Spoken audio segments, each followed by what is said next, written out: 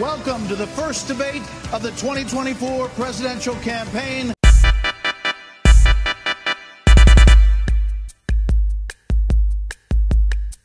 Did you watch the Republican debate?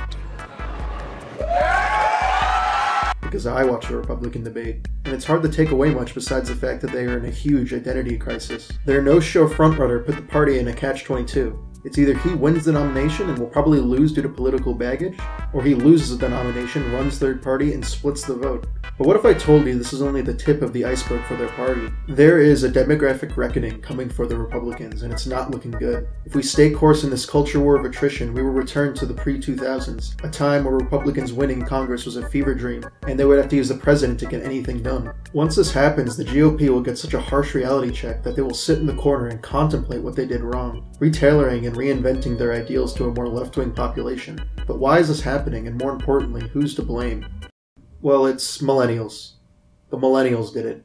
The generation that's notorious for being left-wing is not a stereotype, because if you track their voting patterns as they age, they're getting more liberal as they get older, completely going against the trends of all other generations. There are three big culprits for this shift. One is race, with millennials being less white than their older counterparts. Another is college, with millennials having the highest college attainment compared to other generations. And last is religion, with millennials being far less religious and more atheistic than their parents. These three groups are the cornerstones of the Democratic Party, and if you know anything about the cornerstones of the Republican Party, you can see the problem here. Elephant voters are old, and old people tend to die. That works when you have a steady supply of people aging into the party, but cut off that supply and now you're bleeding voters. All the Democrats would have to do is secure Texas, and Rust Belt be damned, the Republicans can kiss any hope at the presidency goodbye.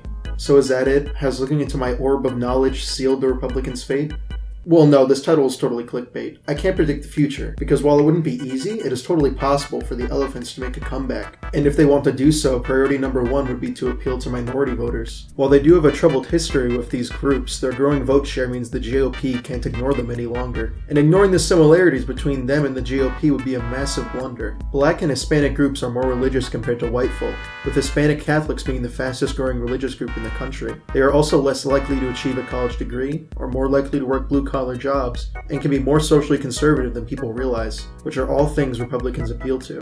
So on paper, the GOP should be doing well in these groups, and slowly they are indeed doing better. If you look at the Cubans, for example, they vote more Republican than Democrat, and are a major reason why the GOP is able to hold Florida. They are also, uncoincidentally, the oldest Hispanic group in the country, so if Republicans are able to replicate their Cuban success with the rest of the Hispanic population as they age, they will be in much better shape. But let's not kid ourselves here. If the elephants want to get out of the woods, they need to do more than wait for Hispanic voters to get old. Difficult concessions would have to be made on unpopular issues like abortion, gun control, climate change, or healthcare if they want to maintain broad popularity to a more educated population. They would have to pick and choose their battles instead of playing this game where all you do is say the opposite of the other guy, which is generally not a good strategy when the other guy has the popular ideas and you don't. So it's either the Republicans dig in their heels only to eventually get swept, lose, and end up with the policies they hate anyways, or cut their losses and make some concessions with the Democrats to maintain popularity.